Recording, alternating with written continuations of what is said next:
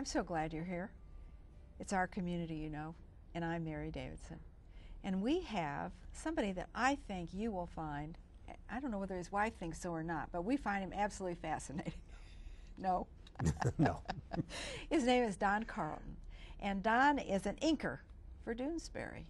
And I think we need to define inker. I mean, we don't want them to think it's not a respectable profession. Well, I don't think it is really myself. And if somebody had told me that they were an inker back before I knew the business, I would say, oh, you just kind of put ink on the drawings, you know, and must not be very creative. And I would have been right to a certain extent, but I do the inking. Everything you see in the strip I've done, but I haven't originated any of it, you might say. And you've been doing it for 40 years. Yes, effective this month. This is September, so yes. So it's become more than a part-time job. Oh, yes, it's a full-time job. 24/7, you might say. Right. And why is it? Because Garry Trudeau does not work on any kind of schedule? When we first met, Garry said to me he didn't like to get into habits. He was cautioned this by some other well-known cartoonist, not to get in a habit. Don't become bored of what you're doing, because that's a key to boredom. So never do it the same way twice. I didn't know what that really meant at that time, back in 1971 when he said that. 40 years later, I certainly know he adheres to no discernible schedule. I don't think we've ever, in all those years, done a week's worth of strips in the same schedule, on the same schedule, in the same pattern, or anything. So you're just like the cartoons. When the machine goes off, it flies out and you catch it. I'm a slave to the fax machine in my studio. Yes. Have you become more or less organized because of his? Well, I guess I'm organized in a very disorganized way. Sort of that, yeah. I call that closed basket thinking. That's good. That's good. I know. I read about you, and at one time you wanted to stop being an artist. Well, yes. I didn't exactly start out as a cartoonist. I majored in commercial art in high school. I went to a technical high school in Texas. And then by the time I got out of high school and I was destined for a junior college, well, what am I going to major in? Well, I guess commercial art. That's what I know something about. So I went to a local junior high school in the Dallas-Fort Worth area. And then ultimately I worked for 2 years as a technical illustrator after my sophomore year in college, and then went back to Texas Christian University, and sure, I finished up a degree in commercial art. Yes, so I was kind of led by counselors and just insecurity into the world of art, and I did all right in it. I was working for a newspaper in Fort Worth by the time I decided I'm going to try something else, and I applied for a job here in publications in Kansas City, but not doing artwork, learning the publication business. Well, you know, I have this theory, Don, that life is a series of accidents, and you stumbled into a very fortuitous accident in getting involved with Doonesbury. And how did that happen? Well, I stumbled into it. It's not exactly right. I backed into it. I fell over backwards into it. Jim Andrews was a friend of mine, a social friend who I had made a friendship with when I was working at the National Catholic Reporter, a weekly lay Catholic. And it's still being printed. Yes, it's still being printed here in Kansas City. It still has its importance in the Catholic world out there, I might say. It's a liberal Catholic publication. Well, Jim was the first managing editor, and I had met him just before he moved to Kansas City from Notre Dame. And we became social friends. I left the National Catholic Reporter in about a year and a half's time, and when I left, he asked me if I'd be willing to help him out with a little project he and a friend had called a press syndicate. But it was a press syndicate just for Catholic newspapers. I think they had a total of 6 features. And he knew that I had background in art and could do promotion pieces, etc. So that's a jack of all trades. Well, I was a prostitute to the marketing business. Yes, I not only did artwork, but I could even write some copy. So that's what I did for Jim as nighttime. I was quite happy, by the way. I was working for another set of publications here in town as their circulation manager, and quite happy in my day job. I didn't realize I was backing into what was going to become a lifetime ahead of me. Let alone that I was going to be a cartoonist, heaven's sakes. Well, and of course, Andrews and McNeil, we're all familiar with. Yes. And he introduced you to Garry Trudeau. That's right. He had, you might say, he had discovered Garry a year or so before. This was 1970 when the syndicate really started, went big time. It left the Catholic newspaper world and went to selling to daily newspapers around the world. Oh, yeah. And once it hit, it really did. Doonesbury? Well, Doonesbury and also Andrews and McMahon. Well, yes, it was a tough 2 or 3 years there at the beginning, but I won't get off into that story. Yeah. It was, the Harvard Business School would not have recommended a independent newspaper feature syndicate start in Kansas City. That's right. There was, first of all, quite a few syndicates around, most of them in New York. But it worked. But it worked. And Garry Trudeau joined the group. Oh, yeah. Garry was one of the first features that Universal became noted for because of its unique nature.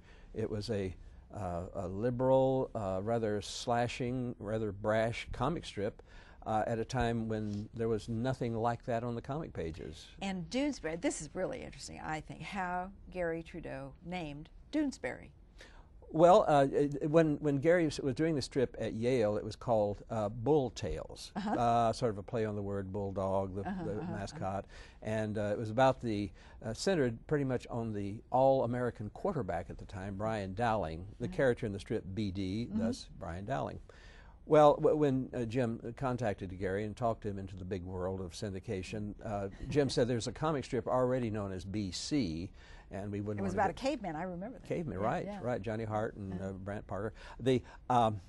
And so the last name of one of the characters in the strip, the dweeb, the kind of loser, was Michael J. Doonesbury. Doonesbury, taken from Dune, which is kind of a pejorative term named to dweebs or whatever at Yale. And Barry is Gary's roommate at the time was Charlie Pillsbury of the Pillsbury family, thus Doonesbury. See, there you go. You know, you talked about, and I found this very interesting because comic strips and Doonesbury in particular use jargon, and the jargon that they use in the Iraq War and Afghanistan, that's a particularly graphic example of that. And in order, you have to have, you call it fluency in jargon. Talk about that a little, because I think that's so interesting. Garry has several gifts, dialogue being foremost among them. He has a way of capturing dialogue in two-dimensional print that resonates to the ear. Now, I'm getting off into the psychology of humor, I guess, but jargon, he is always up on it. When we first went to Iraq, when BD went to Iraq, Garry asked me. You get to thinking they're real people. Yeah, yeah. I had some really strange. The psychiatrist is waiting right outside the door. Thank you. Yes, I need. When BD was first assigned to Iraq, Garry, knowing I have a military background, I've spent 2 years at Fort Riley, Kansas, as a young lieutenant in the 1st Infantry Division way back when. And he wanted me to draw sort of an organization chart. He wanted to know what a squad was, how many men are in a squad, a platoon, a company, and what would a first sergeant, all this sort of thing. And I thought, oh, good, I'll get to put my military experience to bear here. And before I know it, Garry is using jargon that the military jargon has changed. It changes with every war, and so I'm completely. And you're a couple of behind. I am 2 wars behind. My years was spent in the peacetime army. Well, the Cold War army. I was sent out to Kansas to keep communism out of central Kansas. That's and right. Mission accomplished. Yes, absolutely.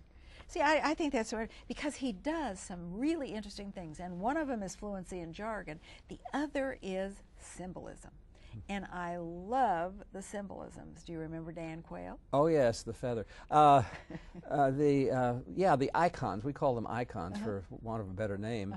Kind of came into the strip as a happenstance. As I recall, I believe it was Bush Sr. who had the first icon, which was really kind of like a sparkle in the air. Garry, you know, this is interesting. We have never talked about the icons. We have never. I've never heard his theory of this or that about the hat, or how this came about. No, we never talk about them, and yet we know what they mean to each other. But it brings out his own personal thinking about Dan Quayle with a feather, and George Bush originally was a big cowboy hat, and that was Bush too, with a big cowboy hat, and then he got a Roman centurion's helmet. Yeah, Bush too had a sort of a sequence of icons. He started with a cowboy hat with a sparkle like his father underneath it. That soon changed into an asterisk after the election of 2000. Yeah. for reasons that I couldn't even begin to explain. And then Needed explanation. That's why ultimately, there was he an became answer. a war president. Yeah. Yes, he wore a slowly declining Roman soldier's helmet.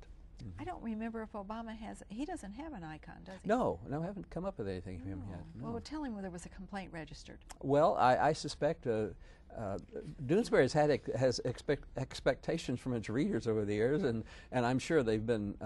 He's gotten lots of suggestions, but Yes. but I don't know. He hasn't mentioned one. How has the strip evolved? And these 40 years that you've been drawing it, I mean, you really are a walking encyclopedia of the history of Doonesbury, and so it has changed and it has evolved. What have you seen over these 40 years? Well, it started off, of course, on campus, and that perspective from on campus of the early 1970s was like another eon ago. You know, remembering what the temperature of things were in this country in the 1970s. Richard Nixon was president. The Vietnam War was very ugly. There was protesters. The hippie movement was born. The countercultural. It looked kind of like a quaint time now, looking back, and that's where it was born. And Garry, acknowledges that he was just taking from that side of the generation gap as easily as he could, getting the low-hanging fruit, as it were. And now we've gone through several wars and several presidents. Holy cow! I don't sit around and reflect on where we've been or where it's been, the strip has been, but if I start looking in the books, this huge thing here on the floor, this tome, we call it a tome. Tome, yes, it's a heavy tome. That's right, and it's the 40 years of Doonesbury. Right, and Garry does a good job. I think he had to write 19 essays there, and he kind of reflects on the characters, where they came from, kind of where he came from. It's not really an expose kind of book, but it's interesting to read, to see the transitions. See, I just think it's absolutely fascinating. It occurred to me that our neighbors might like to see what you get. The thing that you get from Doonesbury by fax machine is a strip, and it's just very lightly done. Pencil? Does he do it in pencil? Garry and I both have a set of those boards pre-printed with the panel lines and by Doonesbury by Garry Trudeau on it. And he has in his studio, usually in New York, and he works in pencil. He works by himself, by the way. Well, he has an assistant there to kind of keep his files straight, but he doesn't have anybody. He doesn't have a gag writer or anybody really to bounce anything off of. It's just it's a lonely existence, just as mine is out here. And he works in pencil, draws the drawings first. So he's always working on the dialogue in his mind. It makes transitions. Do you think he thinks of the dialogue first or the picture first? Well, he has to have an idea first, a general idea. But the dialogue, as he has said, and I understand this, he will frequently start writing a particular strip, and he has the idea of how it's to end up, and it doesn't end up that way. It transitions, even in the writing. The gag changes. Well, and as I recall, when he first started, the gag was at the first, and then it just kind of continued along. And these strips now, the gag is a rolling gag and ends up at the end. Well, sort of. Yeah, it's. I don't know. There's people who have written analysis of the humor and the rhythms of Doonesbury.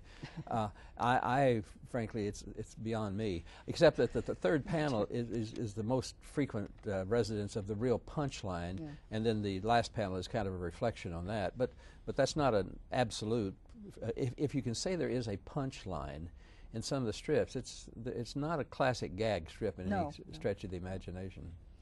And then you start to ink it in. That's step number two. As soon as it gets the fax machine to stop rattling, I have to start. The ink had better be in my hand, or I'm late. That's right. And he says, "Where is it?" And well, he doesn't say it, but the syndicate has already made 2 or 3 phone calls to me, like, "Where are we standing on the day?" That's right. And so I then take it to a light table and tape it to the back side of one of my blank boards, and I start working in ink as fast as I can. I don't even, that time working on the drawing board is a time of kind of intense thinking about the characters. But then the third pass is the final pass, and then you write in the balloons. After now, this started 3 years ago when Garry insisted that I come kicking and screaming into the computer age, we put our lettering on a computer font. So I now take the drawings that you see there, the bare bones pen and ink drawing. I then take them to a computer scanner, scan it, put it into my not in my iMac, into my Mac, and using Photoshop, I type in the lettering, fit the lettering in, put the blacks in, do a lot of retouch. But something visual happens in every single panel, yes? Ideally, something, it advances the reader's mind in some subconscious way, and actually it's just Gary's choices, you know, how he feels it. It's very cinematic. If anybody looking at the strip, you can see the panning out and starting with a you know, over these 40 years, you've drawn a lot of different characters. You've had Zonker and Duke and BD and Joni Caucus and Lacey I like Lacey Davenport, by the way. Do you have a favorite? That question is asked, and I used to be able to say the Reverend Scott Sloan Jr., the fighting priest that talks to youth. He's kind of dated now. You don't see him in the strip very often, but he came in that early period, the collegiate period, started a coffee house on campus, a real with-it priest, you know, remember with-it priests? And I kind of liked him because I guess I was kind of a professional Catholic in those days, and I'd seen some of those with-it priests. Well, you know, that's an interesting comment that you make, because do you think it's important that the reader identify in some way with the character? I found that every reader will, not every reader, but they're frequent. Zonker is, I'd say, our most popular character for whatever reason. Very much like Snoopy was the most popular character in Peanuts. I think the readers do find an identification with certain characters, and I have found a lot of people who, the fact you said you liked Lacey Davenport. I do. Yeah. She certainly is one of my favorites. Sentimental favorites too. You know, I wonder though. You have to wonder, why did this comic strip succeed? Because he is very brash in his opinions. In other words, he walks on very soft ground a lot of the time. And the Watergate series, for example, and taxes and Bush and all of this stuff. I mean, he lets it fly. And some other time and some other place, he might have been fired. Yeah, he came into comic history in an unusual way, in an unusual time, and with an unusual syndicate. He's been given liberties that probably other cartoonists would not have been given. This is back 1970. As I said, all those elements of the countercultural movement in the country were afoot.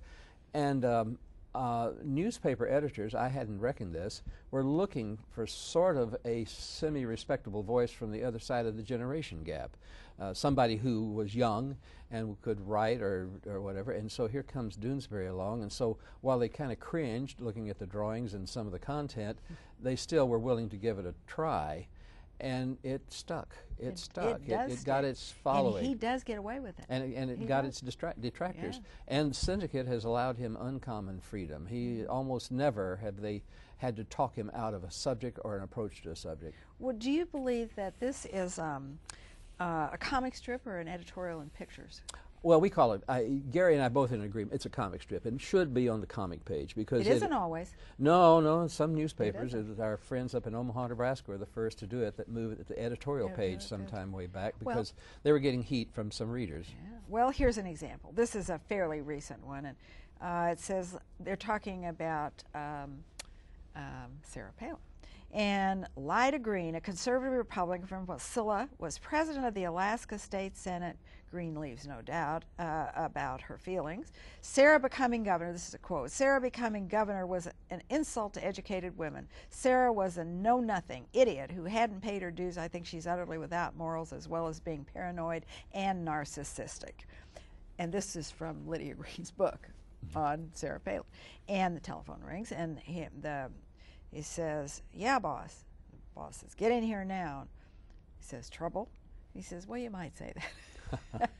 Gary is great at skewering about three things at the same time in the strip. He obviously Sarah Palin, but then again, this is a quote from somebody who is quoting to Joe McGinnis in his new book about Rogue, and then it's Roland Headley trying to translate it into a Fox News acceptable take on Sarah Palin in the last panel. and you start saying, wait a minute, I've lost track here. Who's being skewered here? That's right. Obviously Sarah Palin, but it's from a book, Right. sort of thing. Well, you know, there must be some benefit to being an equal opportunity offender. Well, you get rich and you marry Jane Pauley. That's right. Those are two of the things that I think of offhand. Yeah. Do you think there's going to be anything new for the election cycle coming up? Oh, I'm sure there'll be something new. Something new will be presented to us, you know, as a gift out of Maybe Joni Caucus will come back. Out of the hard news. Well, Joni Caucus is sort of back working for Elizabeth Warren, I believe it is. At least she's starting to work for Elizabeth Warren in Massachusetts there in her Senate campaign, I believe. Yeah, Joni, she's a lady for all campaigns because she started back with, you know, back in those good old days of 1972. You know. Well, that's right. Well, and you know, speaking of back in the good old days, Garry Trudeau had really a good time with the Watergate problems too. Yeah, Watergate was, Watergate resulted in Doonesbury getting a Pulitzer Prize in 1975. Exactly. It was on that Watergate series that resulted in that. Yes, Watergate was very shaping to the strip because mainly Garry got to test how much you could really use real people's names.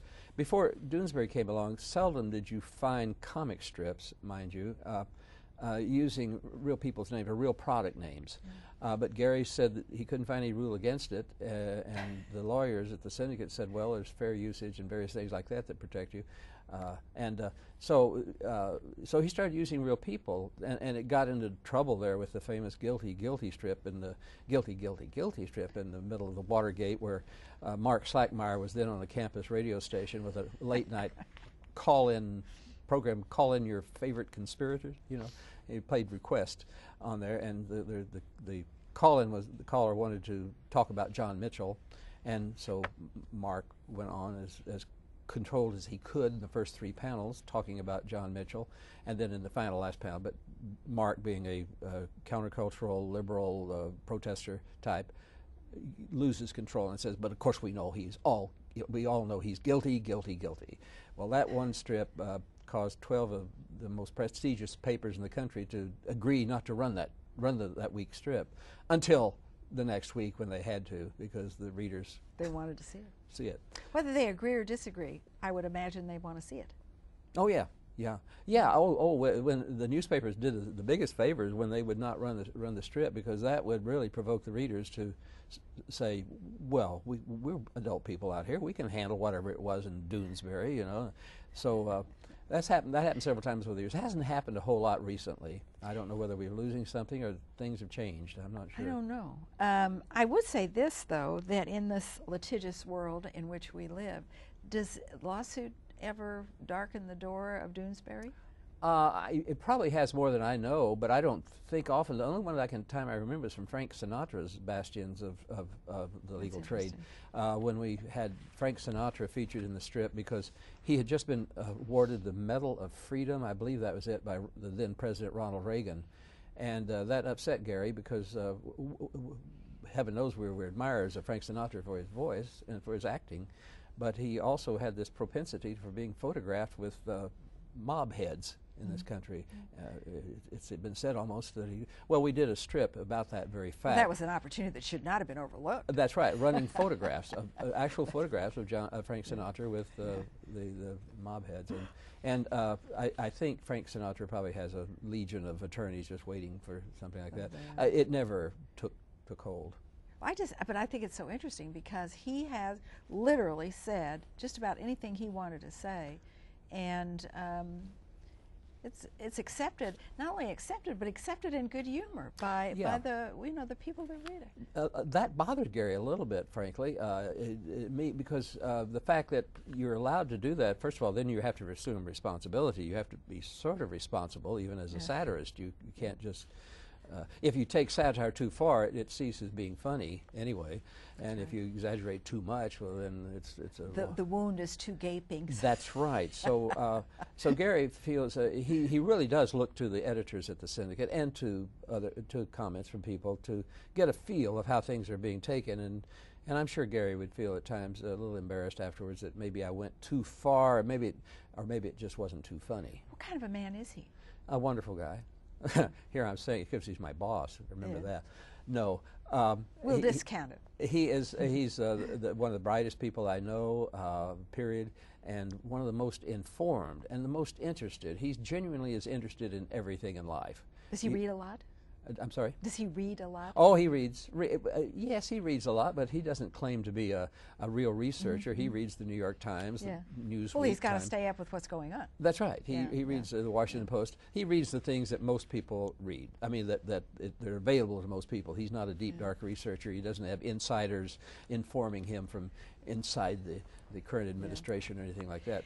You know, I recall that every so once in a while they burn the silo of mail. What kind of mail does he get? As you might guess, a lot of it hostile. People who think he's a communist, long-haired hippie or something.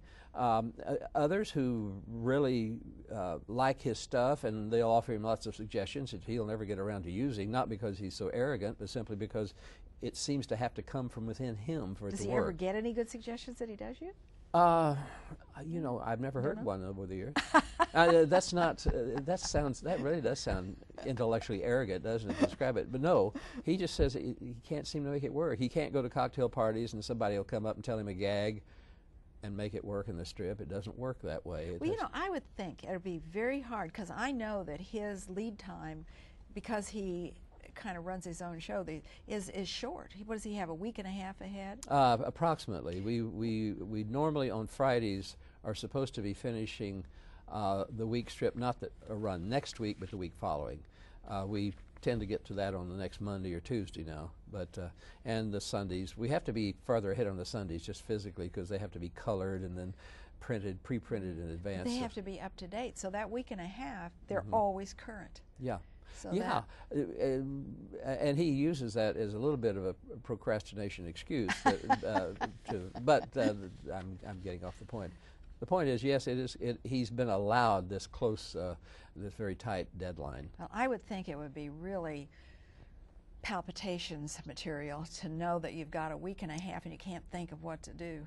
And I'm sure it hits everybody. It hits Garry usually about 50 times a year, but he works around it. You do it. Well, he's learned. It's been a long time. Yeah. It's been a long time. Yeah. Do you ever make a suggestion? Almost never. Now, he will occasionally ask me which works better for you, say if it's said this way, if it's said that way, and 99% of those times it sounds exactly the same to me both ways. He does ask me a time or two, you know, things, but no, do I have suggestions? No, I don't pretend, nor do I desire to have any part of the creativity in that regard. It is, first of all, if I had a suggestion, then I would have to arm wrestle with Garry for the next 45 minutes on the phone over the meaning of this word or that word, and I would say, look, I've lost 45 minutes of board time. So you would call him a disorganized perfectionist? Exactly. Yeah. No, he is really a delightful person. I tell everybody who asks me that question, what's he like? I said, you would like him, and that's the highest compliment I can pay. Well, and as I say thank you to Don Carlton, who has inked Doonesbury for these 40 years, I would say that the 40 years with Garry Trudeau and Don Carlson's help has engaged and battled and reflected the culture in a way that really no other cartoonist has matched. And the future is truly wide open, and we will be watching. Thank you. Thank you, Don Carlton, and thank you. It's been wonderful to have you with us, and we'll see you soon.